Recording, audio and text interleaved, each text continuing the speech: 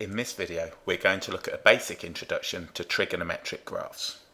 Let's start by looking at the three different trig functions we study.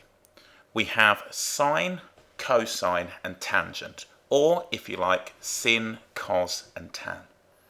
If we just look at each, the sine of the angle, and we'll say it's theta, sine theta will be equal to the opposite over the hypotenuse.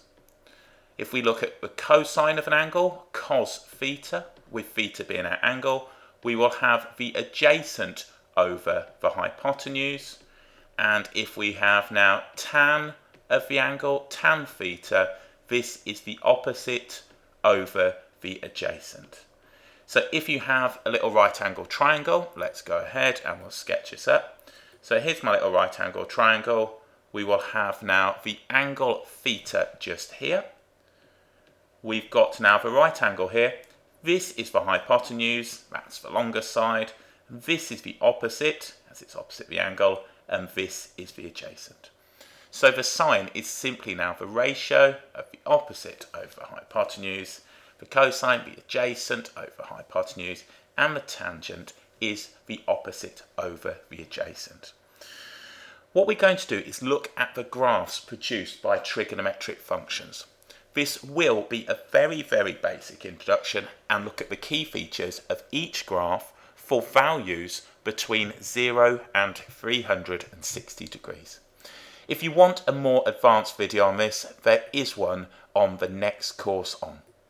So what I'm going to do is start off with y is equal to sine x. So if I just write this here, y is equal to the sine of x. So we have our x-axis here, and we have our y-axis here. This is a point 0 degrees. We're going to have 180 degrees, and we're going to have 360 degrees. Other courses extend the graphs on beyond these values, but this is what we'll look at to begin with. With y is equal to sine x, we start at this point 0, we come up and round, back down to the x-axis at 180, we come round, down like so, and then back up to the x-axis at 360 degrees. This graph will continue in both directions continuously. It grows on and on and on. It's infinitely long. So what we have here is a maximum value and a minimum value. The maximum value the sine graph can take is 1, and the minimum value it can take is -1. What we have is this point just here, and this is 90 degrees. We have this point just here, which is 270 degrees. So when now we have x is equal to 0, the sine of 0 is equal to 0. You can check that out on a calculator if you want, making sure you're in degrees mode. We got sine of 0 will give us 0. What we do is now come up to this maximum value just here. This is what we call a maximum. The maximum value is 1 when our angle is 90 degrees. So if you want, you can put in your calculator the value sine of 90 degrees. So type in sine of 90 degrees. This gives us 1. What we then do is come back down to the x-axis, and we've got now 180 degrees, 0. So we've got now a 0 value at 180 degrees. This is what we call our minimum point just here, and we can say now that the sine of 270 degrees, and I'll just write 270 rather than the sine of it, that will give us a value of -1. So 270, -1, and then we come back up to this point right here, 360 degrees, and that will give us a value of 0. So they are the key features of that graph. That's the shape of the graph. As stated, we can continue this in each direction as far as we want. So you will never get a value greater than 1 or less than -1 unless the graph has been transformed. We will look at transformations in a later video. This is just looking at the key features. The important thing to recognise with the sine graph as well is that it's symmetric about the line x is equal to 90. So what's nice about this, and I'll just put a line on here. Let's say now I drew this line, and this line is going to be 1/2. So this value here, y is equal to 1/2. On a calculator, if I now do shift sine of 1/2 or 0.5, this will give me the angle that is equal to 1/2, and that is 30 degrees. If I look at this now, I can write that this angle right here is 30 degrees. What I can also do by symmetry is look just here and see that this is 30 degrees back from 180 degrees. So you might be asked to use the symmetry of the graph. If you wanted, you could say that the sine of x is equal to the sine of 180 minus x. Again, the level of complexity is entirely up to what the exam's going to ask. I don't know how much of that they're going to ask, but that's just a bit that may take you on a bit further than you need. We will also get the same values every 360 degrees. So if we look at the next one, if we went to 390 degrees, we would get that. If we went now to 360 plus the 150, we would get the same value. So that's what we have. So this now is the sine curve, or y is equal to sine x, for x between 0 and 360 degrees. What we're now going to do is look at the cosine curve. Y is equal to cosine x, or cos x. So if I go ahead and do that, this is very similar to the sine graph. All that's happened is it's moved to the right, or if you like, moved to the left, by 90 degrees. What we have is 0. We're going to have now the 180, and we're going to have the 360. So exactly the same scale as we're using before. This is x, this is y. We have a maximum value of 1, and we have a minimum value of -1. What we do this time though, and I prefer drawing this, my sine graphs are always neater, we come down to 90 degrees, and that gives us a value of 0. We come to a minimum at 180. We turn round, we come back up to the x-axis. This is a point of 270 degrees, and then we come round like so. If I continued this graph on, it would be the same as this portion of the graph. So what we have, the key points here, the cosine of 0 degrees gives us 1. If we look at that on a calculator, we're in degrees. The cosine of 0 degrees gives us 1. If we look at the cosine of 90 degrees, that will give us 0. If we look now at the cosine of 180 degrees, that's going to give us the -1. We say that that is a minimum point. These are maximum points, and these are minimum points. So nice and straightforward, nice and logical. Key point here is going to be that when x is 90, we've got 0. This point right here is going to be 180, -1.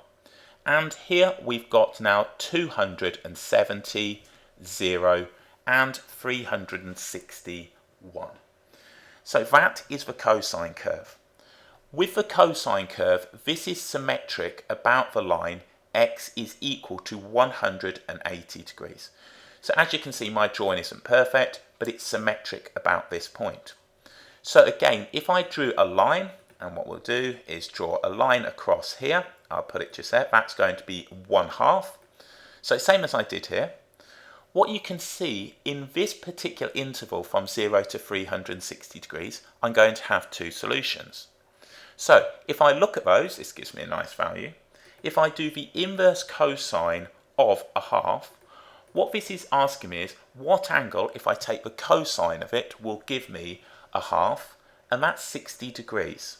So what we can see here, and if I just drop this down, we've got this value, and this value is going to be, and let's just do it with a pen rather than a line, this is going to be 60 degrees. By symmetry, with the cosine curve, I will have one 60 degrees back from 360, which will give me 300 degrees. Again, this may be beyond the scope of the course, but cos x will be equal to cos of 360 minus x. Again, with the cosine curve, this continues to cycle every 360 degrees. So this is one cycle, and it will repeat, and it will repeat, and it will repeat in each direction, positive and negative. What I'll do shortly is get a graphing calculator up to look at that. So we can say now this is y is equal to cos x, and we have now x between 0 and 360 degrees. So that's not all of it, it's just this part. In the same way, this is between 0 and 360 degrees. Let's now look at y is equal to tan x. Y is equal to tan x is slightly different to these. What we'll do is graph this up, and on here we will have now the coordinate axis, and it will look something like so. What we'll do is do 0 to 360 on this one again, so x will be between 0 and 360 degrees. We will have 0, we're going to have now 180, so let's give the same scale, and we're going to have 360 degrees.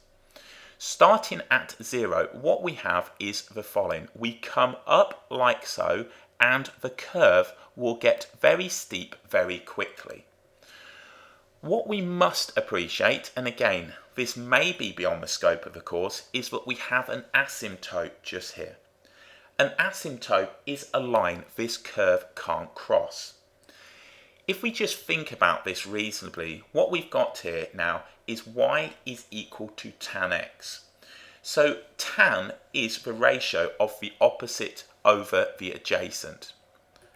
If we think about now a triangle that has an adjacent of 0 such that this hypotenuse is in a straight line and creating a 90-degree right angle, this value will be 0. So when we have the opposite over 0, that is undefined. Division by 0 is undefined. So we can say that the tan of 90 degrees is undefined. What we then get is the curve, and the curve comes back like so through 180 degrees and up now to this point right here where we have another asymptote, which is 270 degrees. So as stated, asymptotes may or may not be required on the course, but you'll certainly have to have some appreciation of the sketch that you need, or the shape of the sketch that you need. And then we come up like so. This will continue, and tan x, unlike cosine and sine, which cycle every 360 degrees, this cycles, or if you like, repeats every 180 degrees. We can say now that the tan of x will be equal to the tan of 180 plus x. Will that be asked on the course? I'm not 100% sure, but it's there for completeness. So if I just went ahead now and drew a line, we don't have a maximum or a minimum value with the tan curve. If I went ahead and drew a line just across, let's grab this one up, and I said now that this value was going to be, for example, 1, and let's just put that in place. Let's just put that like so. So I want to know which angles give me 1. Well, we can see we've got 1 here and we've got 1 here. These are spaced 180 degrees apart. This is one of our special angles, and we can do shift tan of 1, and this will give us 45 degrees. We will get 45 on from 180, which is 225, we just add in that, and so on and so forth. So this one right here is 45 degrees, this one is 225 degrees, and then of course the next one will be 405 degrees, and so on and so forth. And of course they go to the left for negative values too. So this is the main shape of the tan curve. These are asymptotes, this is a line of symmetry. So don't confuse the two, I've just put this on as a line of symmetry. If you wanted a different one for that, that would probably be better, such that we're not confusing them. With the sine and the cosine curve, we don't have asymptotes. With the tan curve, we do. So there we go, that's a basic introduction to the shape and features of each of these graphs for angles between 0 and 360 degrees. So let's look at some typical questions we might be asked. What we might be asked to do is, without a calculator, estimate now the value of sine of 120 degrees. All we would simply do is locate 120 degrees, which is going to be about here. We would go up and we would read across. So nice and straightforward.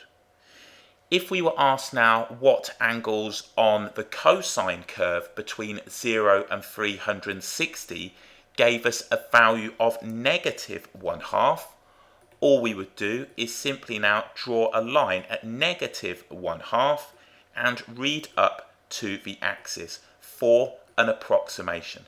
So we're not formally solving a trigonometric equation, we're using the graphs to estimate.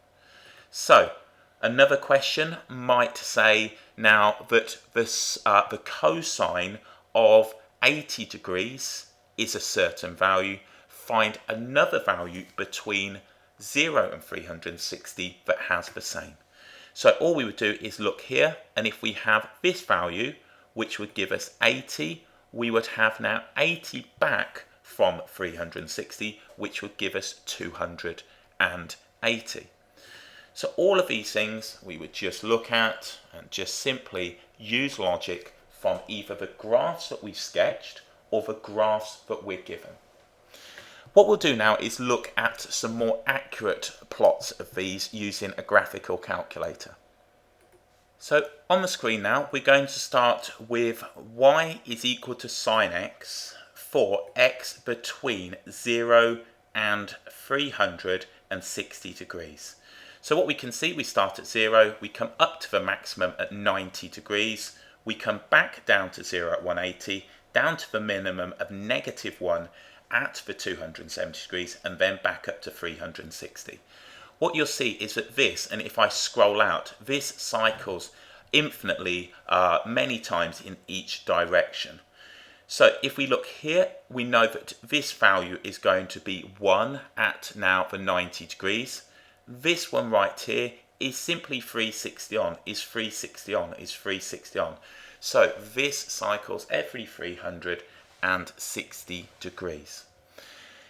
If we now look at the cosine curve, so I'll scroll back in like so, so we can zoom that in and then get the first 360 or so degrees. With the cosine curve in blue, we can see now the cosine of 0, we get 1, and we simply have now this graph. All that's happened is it's been translated, it's been moved by 90 degrees. So if we look here, this point is 90 degrees before this one. This point right here is 90 degrees before this one. So all it is a horizontal translation. So when you go ahead and look at graph transformations, that's what you have. So that makes a nice little pattern, but you can see now in each direction, this will just keep going. It's not going to stop someday down the road, it just keeps going. Just think of a circle. If you think of a circle, the cosine of 30 degrees within a circle, if you do one complete revolution of that, then all you're doing is adding 360. The value of that angle in terms of its cosine doesn't change. So that's why we've got all of these. So that's what we got. That's that one. So that's now the cosine curve. I'll take both of these off and introduce tan. So as we can see with tan, what we've got now is 180 degree cycles.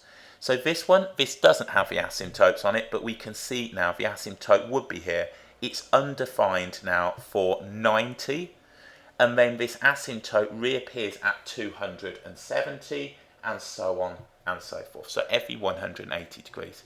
And if we look at this from a distance, we can see now how many times this is cycling in this given period, and it will continue in each direction. What you can also see here is now that these values are getting, well, it's getting a bit blurry there, but these values now are getting incredibly large. And if you want to think about that now in terms of a triangle, it makes perfect sense.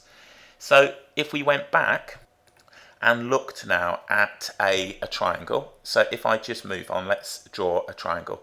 So if I've got now a right angle triangle, we know that the tan of the angle is going to be the opposite over the adjacent. So let's put our right angle here. So let's say now that that's going to be there.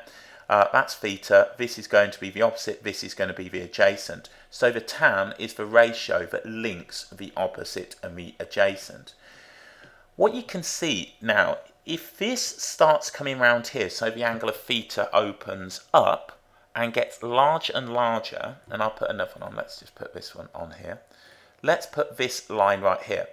So let's now go to this point and drop that down. So you can see theta has got larger. As it approaches now 90 degrees, this angle here, what we'll see is that the adjacent is decreasing and decreasing and decreasing. So if we started off, for example, with over here, let's say that this length was 10 and this one was going to be 8, by the time we move over here in terms of this length, this is really going to decrease and decrease and tend to 0, because that adjacent will disappear essentially or become a point at 90 degrees. Let's say I had a right angle triangle that had an opposite of, for example, let's just say 5 units.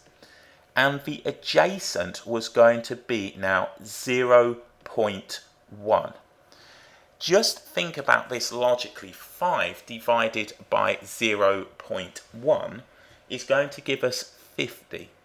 So we can see that value is increasing and increasing as this angle here tends to 90 degrees. So if you're wondering why the tan curve does that, that's why.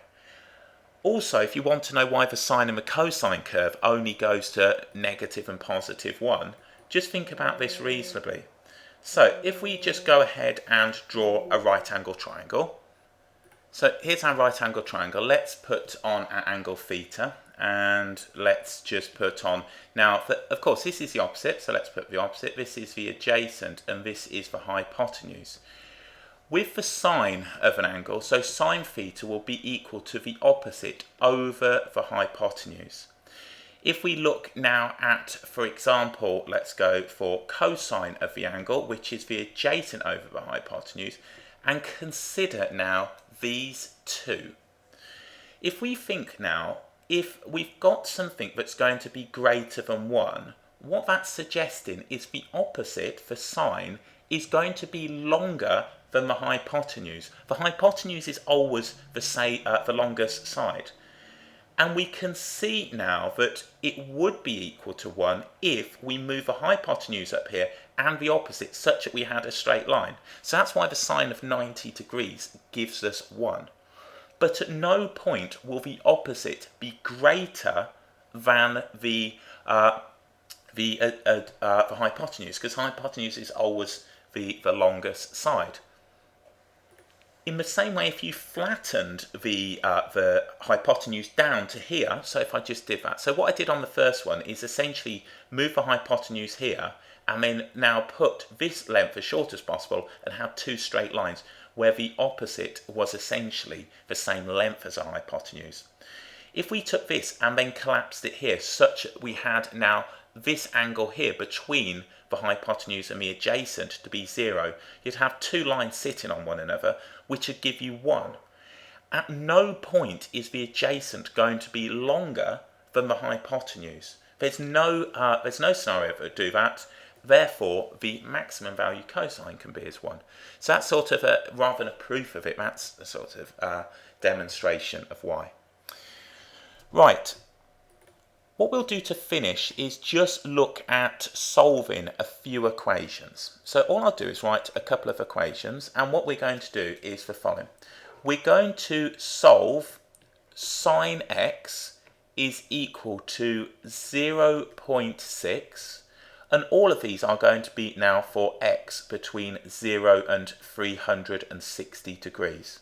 So if I just go ahead and do that, we'll do cos x is equal to, we'll go for negative 0. And I'm just making these up. and then we'll do, let's do 3 tan x is equal to 2. So what I'm going to do is solve these equations for x between 0 and 360 degrees. When you're looking to solve an equation such as x squared is equal to 4, what we would do is the inverse. The inverse to squaring is square rooting. So if I want to find now this angle x, what we can say is that x will be equal to the inverse sine of 0.6. What this is going to do is give me a principal value. The principal value is going to be the first one. So it's not going to be too far off this line that I drew before. So all we do in our calculator now is simply go ahead and do shift sine. 0.6 goes in here, and this will give us our principal value. So that's going to be 36.9. So 36.9, and we'll write this in. So x will be equal to 36.9, and that's to one decimal place. And now what we do is consider the next one. We would use the symmetry of the curve and simply do 180 minus this answer, because we know it's symmetric about this line x is equal to 90. So 180 minus this answer, which would give us 143.1. So 143.1 degrees. So that is solving now sine x is equal to 0.6 for x between 0 and 360 degrees. Use your inverse function, then locate the first value, and by symmetry the next one. If we wanted another one, if we were told this was between 0 and 720, we would just add 360 degrees to these. Okay, let's look at the next one. Cos x is equal to negative 0.7. So taking the inverse cosine of both sides, this will now find us the angle. So what we're doing is looking at the angle that will give us this value of negative 0.7. So in the calculator, we do shift cos. If you're looking now for an angle, you're going to do your shift cos. So shift cos of negative 0.7, this will give us our principal value, and that is x is 134.4. So x is equal to 134.4 degrees. So 134.4 degrees is going to be somewhere around there, give or take. That is the line now, and I'll just put this on. Let's put this line on here so we don't confuse that. That's about negative 0.7. In the same way, when I did 0.6, it was something along there. So I dropped it down, I got that one. I dropped it down, I got that one. So all we need to do now is use the property of the cosine curve such that we have the symmetry now, and we can say from here that it will be 360 minus this value. If I've got one here, 134.4, I've got one 134.4 back from 360. So let's do 360 minus this answer. So 360 minus the answer, and that gives us 225.6. So x is equal to 225.6 degrees, again given to one decimal place. On the next one, we've got 3 tan x is equal to 2. So if I said, for example, 2x squared is equal to 72, we would divide both sides by 2 and get x squared is equal to 36.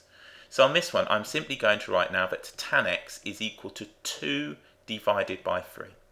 So all we need to do is write that x will be equal to the inverse tangent, tan to the negative 1, shift tan on your calculator, of 2/3.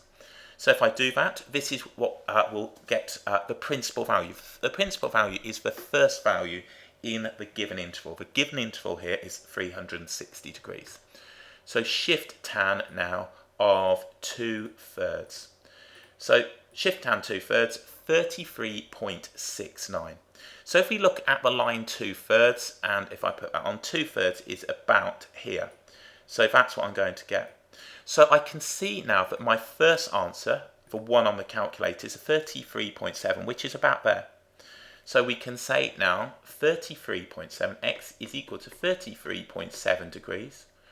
Remember, with the tan curve, this cycles every 180 degrees. So we got that one just there. So all I do is simply add the 180 degrees to this.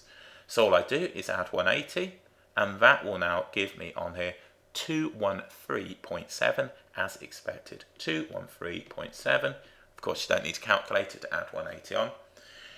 If I now considered adding another multiple of 180, we would be outside the given interval that we were asked to solve in, which is 360 degrees.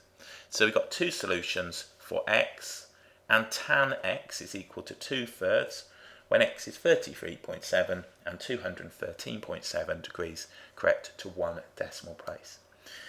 So there we go, an introduction to the graphs of trigonometric functions, and we've looked at using them to solve some very basic equations.